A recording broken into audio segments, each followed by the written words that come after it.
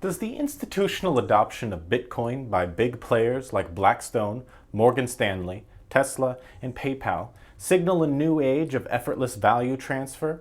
Or does it hide that Bitcoin has been corrupted by big money forces and become the evil it sought to cure? My conclusion? Yes. Stay tuned to find out why.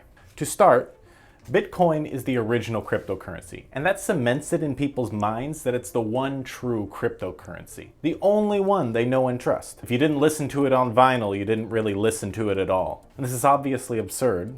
We now have infinite music at our fingertips, at our discretion, a better life through technology. And technologically, Bitcoin is objectively the worst currency of the bunch, with new players like Cardano and IOTA offering real solutions to our online currency problems with scaling, centralization, fees, ease of use, and mass adoption. Bitcoin was released in 2009 like a virus escaping a laboratory, and after the initial drama being the first in the world digital distributed currency and lots of infighting, for some reason, the developers have refused to update the blockchain to match user demand, leading to high fees and long wait times that we see today. Now, to be fair, put yourself in Blockstream's shoes. After $80 billion was invested into the company, the developers knew they needed to make profits to pay it back. But how do you make profit from developing an anti-authoritarian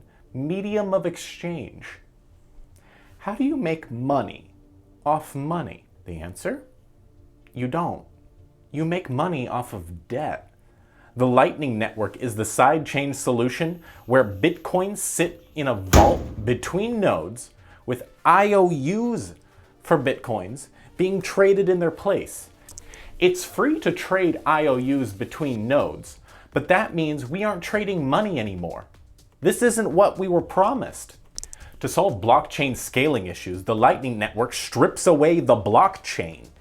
It was a feature, not a bug. It was a feature, not a bug. If you want to use Bitcoin as an exchange of value, the only reasonable option you have is to use the Lightning Network. So most Bitcoins won't actually move anywhere. Not using a cryptocurrency is not the solution to making the cryptocurrency better. That's avoiding the problem or creating a problem, depending on your perspective. But hey, maybe I'm being too harsh. It's digital gold. It'll never lose value. So let's talk about the supply of Bitcoins, or more specifically, the supply of cryptocurrencies. Due to the law of supply and demand, as the number of Bitcoins created from each epoch slows down, the price will naturally rise. People like stability and will continue to hold their Bitcoins. Even when it starts to mold from age in their hands, they continue to hold. As Bitcoin production slows down, other cryptocurrencies with better features and more robustness will fill the gap. Here's what Ray Dalio had to say in a recent article. I should clarify what I said about its supply. Although Bitcoin is limited in supply, digital currencies are not limited in supply because new ones have come along and will continue to come along to compete with the supply of Bitcoin-like assets.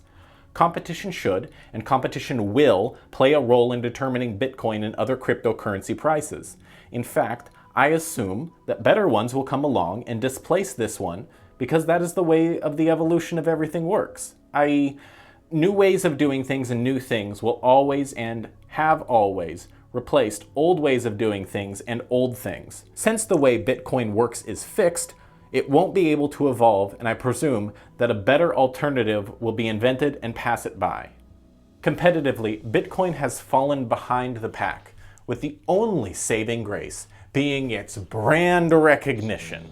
Rising inflation and potential for even more stimulus continues to push people to safe haven assets. Increased adoption from payment applications like PayPal will give far more people easy access to cryptocurrency. Publicly traded companies purchasing Bitcoin show a high level of confidence in its appreciation. Bitcoin's historic trend to closely follow its halving stock-to-flow model shows an ambitious and extremely bullish outlook. The only reason anyone would hodl or buy into Bitcoin now is to sell it for more later.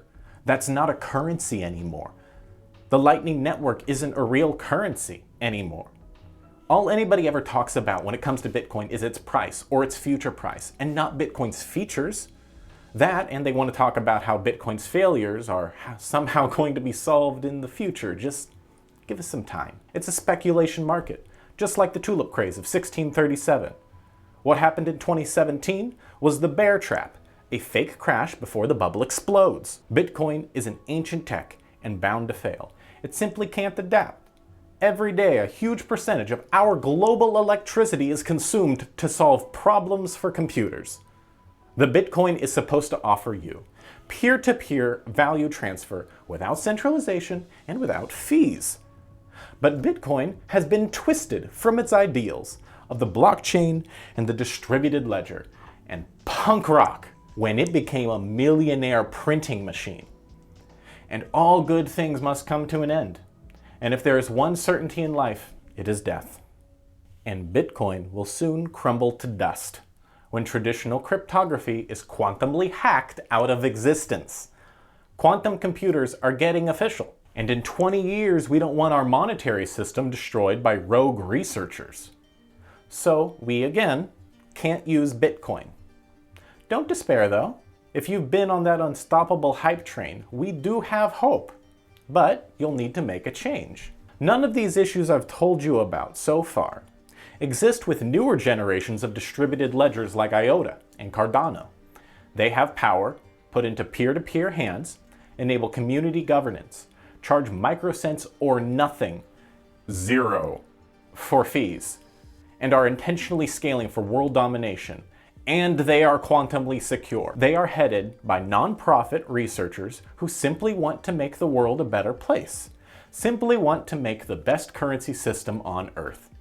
Isn't that nice? Currently, our trouble is getting people to use a distributed ledger system at all, but soon everyone will be picking the best one for them. We'll start sizing up the benefits for us individually and making our choices. And when these next generation of cryptocurrencies start being used for real transactions across the world, and Bitcoin still hasn't delivered on its core promises of bringing freedom and democracy to the Internet of Money, people will wake up and abandon ship and start selling their digital gold for real, usable digital money. And if you want profit from this, you move your money to a currency that can actually change the world. It's only a blockchain age if everybody is using it. Not just those with disposable income, which is the ultimate goal. Let us keep that in mind. We are all wanting the same thing, and that's for fiat to be history, for smaller, more effective government, for local power, for democracy. If you want to help keep this channel fiat-free, you can find public keys in the description.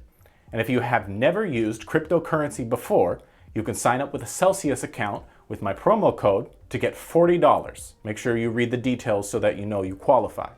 Blockchain isn't just about getting rich or making a better economy, but about making ourselves better as well.